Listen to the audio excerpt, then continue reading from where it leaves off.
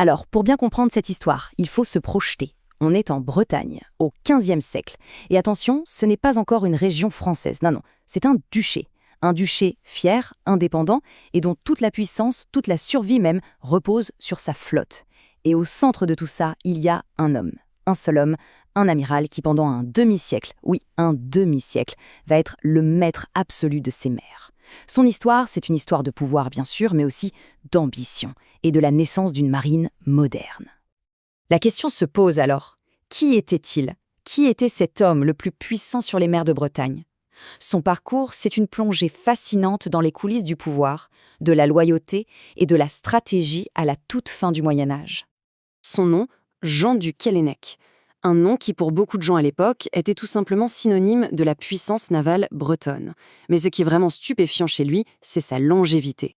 Regardez bien ces dates. Amiral, de 1431 à 1484. C'est plus de 50 ans. À une époque où les carrières étaient souvent courtes, brutales, eh bien rester à un poste aussi stratégique pendant aussi longtemps, c'est tout simplement exceptionnel. C'est le signe d'une confiance, mais absolue, de la part des ducs. Alors la question c'est, comment a-t-il réussi cet exploit? Ce qui est assez surprenant, c'est que le plus grand amiral de Bretagne n'a pas commencé sa carrière en mer. Non, c'est sur les champs de bataille, sur terre, qu'il a d'abord fait ses preuves, qu'il a gravi les échelons. Il a d'abord été un soldat avant de devenir un homme d'État. Cette chronologie, elle montre une ascension fulgurante. En à peine une décennie, il passe d'écuyer, c'est-à-dire un jeune noble au service d'un autre, à amiral de Bretagne. C'est bien la preuve qu'il a su jouer sur deux tableaux.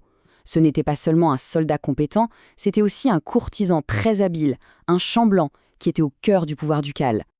Son succès ne tenait pas uniquement à la faveur du duc. Il a été intelligent, très intelligent.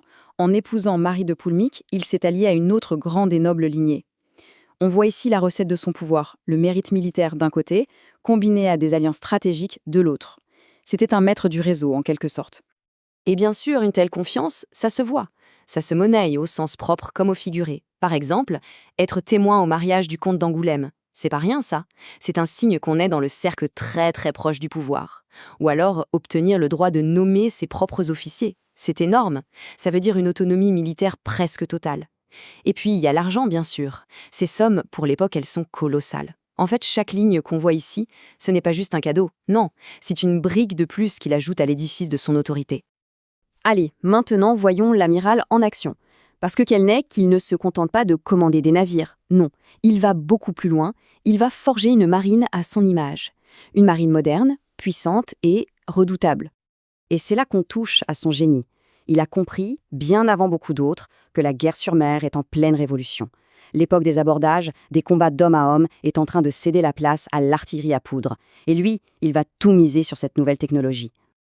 Il suffit de regarder cette liste d'achats qu'il supervise personnellement pour l'arsenal de Brest en 1442.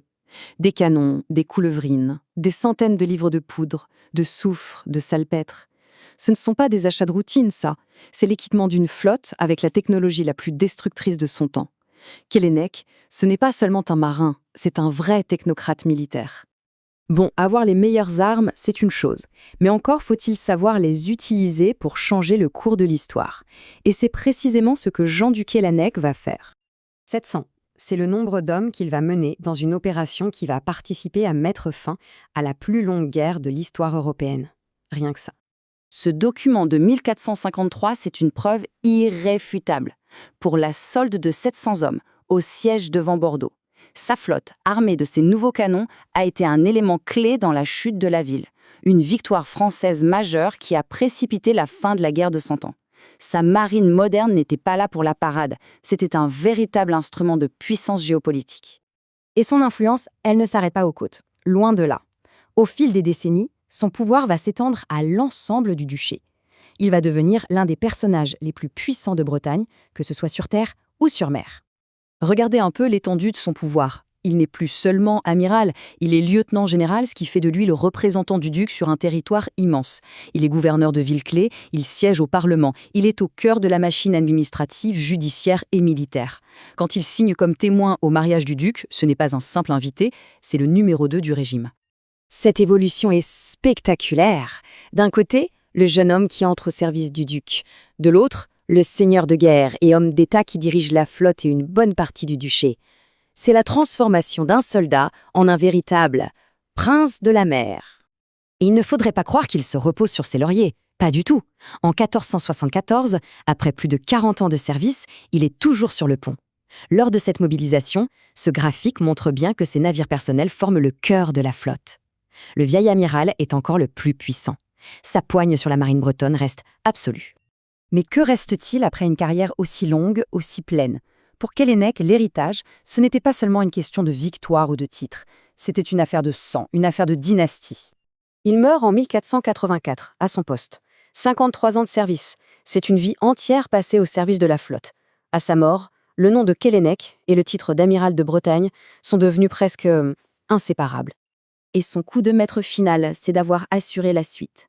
Après une carrière aussi longue et prestigieuse, il a rendu le nom de Kellennec tellement indissociable de la fonction d'amiral que son petit-fils, Jean, est confirmé pour lui succéder. Il n'a pas seulement servi le duché, il a fondé une dynastie de la mer. Au final, l'histoire de Jean du Kellennec, c'est bien plus qu'une simple biographie. Ça nous montre que le pouvoir, le vrai pouvoir, ce n'est jamais juste une question de force brute. C'est un cocktail, un mélange de vision technologique, de manœuvres politiques et d'une loyauté à toute épreuve. C'est tout ça qui lui a permis non seulement de dominer son époque, mais aussi de transmettre ce pouvoir. Et ça laisse avec une question assez fascinante au fond. Est-ce qu'un État, une nation, peut vraiment reposer sur les épaules d'un seul homme ?